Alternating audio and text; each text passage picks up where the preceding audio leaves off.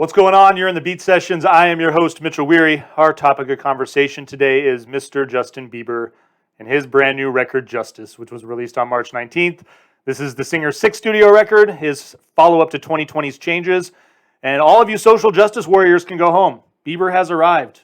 Every bad thing that's happened in 2020 through the dawn of civilization has been solved because Bieber has brought the justice. This thing is such a joke. Let me read this quote to you from Mr. Bieber himself about the record. In a time when there's so much wrong with this broken planet, we all crave healing and justice for humanity. This is me doing a small part, my part. I want to continue the conversation of what justice looks like so we continue to heal, end quote. And so I wrote an album about my wife.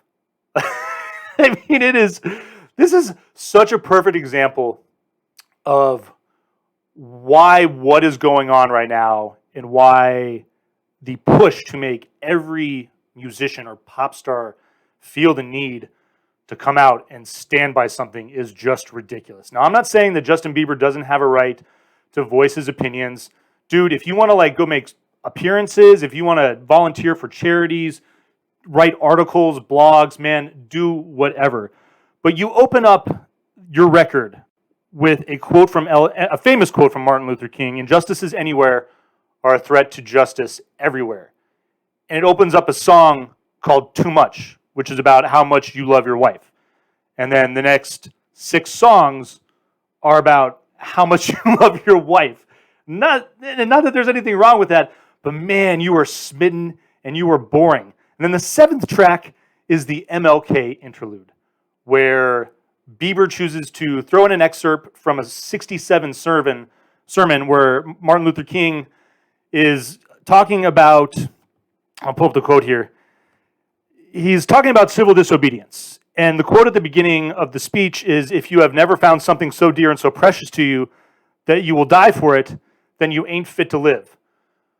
Now, Bieber, I don't think he was talking about your wife, bro, when he said that. Not to mention, you follow that up with a song called "Die for You," which up to that point is the most upbeat song on the record. I mean, I can't make this up. This thing is like a dumpster fire rolling down a hill towards an animal shelter full of kittens and puppies. That's how much of a disaster this thing is.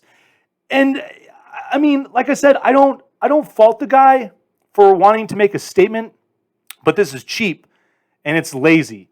And you pull these quotes out of context to try to make some statement that falls so flat and is so vapid because it's surrounded by 16 songs that are about basically like how smitten you are about your wife, which is totally cool. Once again, man, if you're in love, you're in love. Ladies, I'm sorry. If you had any hopes of Bieber ever being single and thinking that you had a shot, throw those out the window. You're gonna need to get into another line. I'm so just disappointed. Like I said, his voice is amazing on this record. He's an amazing singer. The guy's a really talented dude. But to drive this whole concept of a record that is designed to be your little bit of bringing social justice to the world, man, like you gotta do more than just throw a title out there, which he's also coming under heat for. I just bring up this article. Mr. Bieber has caught some heat from the band Justice, the French electronic duo, who are filing a cease and desist letter against the guy. I mean, we'll just take a scroll down this. You look at the artwork there, and then that's the Justice artwork right alongside there. You know, the stylized cross, it's not exactly the same, but man, it's pretty close. So on top of the fact that you release this lazy garbage album, I mean, and here's the thing, like if you just come out and said, I want to release an album of love songs devoted to my wife that I wrote while I was in quarantine, realizing how special and cool she was, great, man.